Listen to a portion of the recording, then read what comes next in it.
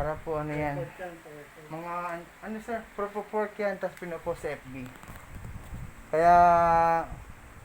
Kaya maraming